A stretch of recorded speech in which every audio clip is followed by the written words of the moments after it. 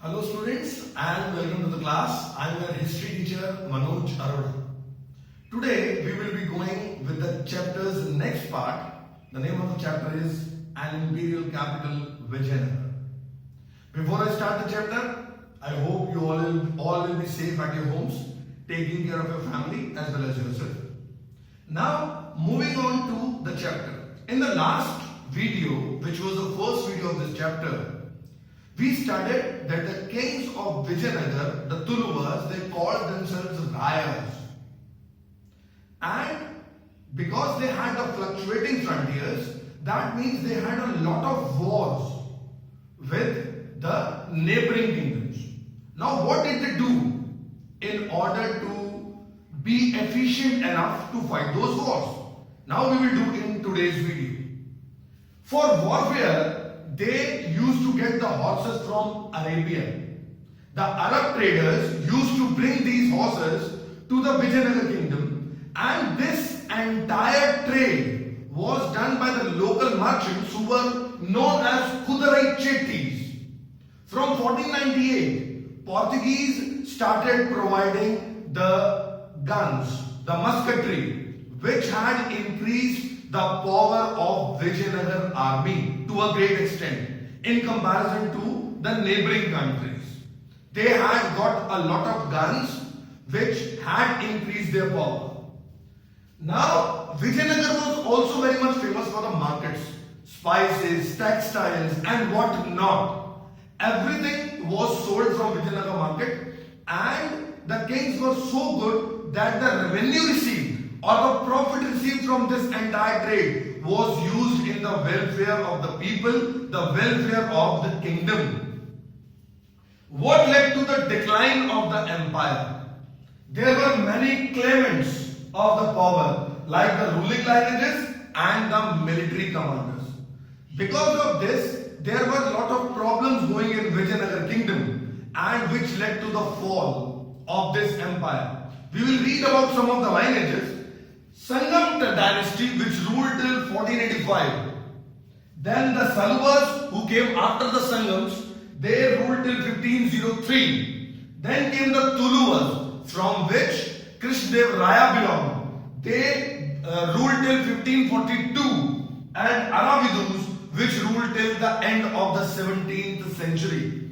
These were the four dynasties came, and Aravidu was the last dynasty which had ruled the Vijayanagar kingdom. Now coming to the achievements of Krishnadev Raya, as I told that one of the greatest king Vijayanagar already had, or had only the greatest king, was Krishnadev Raya.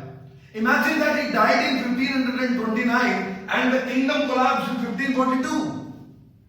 Just 13 years after his death, his successors were not so efficient. Actually, no dynasty, even after the Aravidus, were also not so efficient that they could take care of this kingdom to the heights Krishnadev Raya had sent this particular kingdom to. Land was acquired between Tungabhadra and the Krishna river. His achievements between the Tungabhadra and Krishna river, he had acquired land in 1512. This area was known as Raichur Doab. Then he had subdued the rulers of Orissa in 1514. Then he defeated the sultans of Bijapur in 1520. Now see, the entire kingdom was maintained greatly. The markets were maintained. The people were coming from foreign countries to sell horses and the guns. What he didn't do in order to let his kingdom flourish under his rule.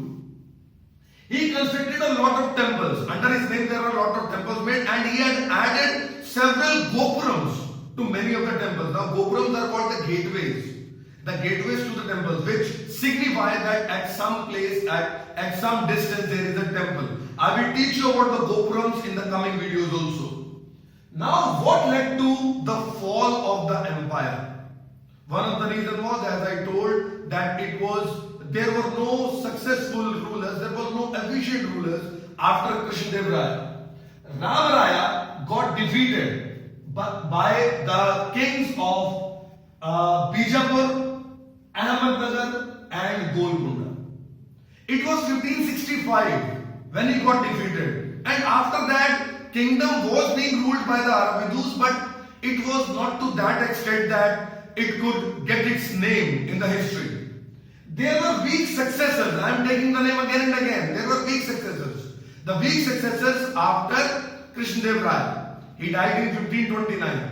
And there were rebellious Nayakas also. The rebellious military commanders, which were not controlled by the kings, the successors of Krishnadev Raya. Now there was an alliance of Sultanate also. Sultanate alliance against the Vijayanagar kingdom. As I told, Bijapur, Ahmednagar and Golconda, these sultans got together in order to defeat Ramaraya in Rakshas Tangdi. It is the name of the place. In Rakshas Tangdi he was defeated in 1565. Now the new focus after this was Aravidus. Actually, the relation between the sultans and Vijayanagar kingdom were not so bad. Krishnadev Raya had helped many times in settling the Sultanate pending cases in order to help the sultans to succeed. And Krishnadev Raya, is also considered as he took the pride of establisher of Yavana kingdom.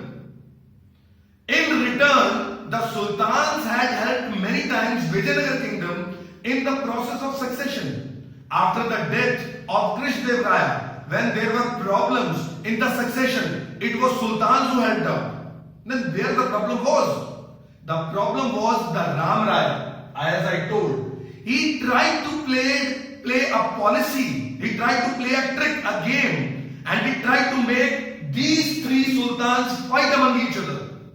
But with time, they came to know about this tact and they three got together and defeated Ramaraya, which had led a massive impression, a massive result on the deterioration of this kingdom. Now, who were the Nayakas? They were actually the military chiefs who used Telugu and Kannada language, especially. Now, Nayakas were the kind of military commanders. They were given the areas to take care of. They would collect the taxes, they would maintain the army, and this army was given to the king whenever needed. Besides that, the king would always see that these Nayakas would appear to him at a regular basis. They would come up with gifts in their hands, with various things to show their loyalty. Now, this Nayaka system was like Ekta system of Delhi Sultanate.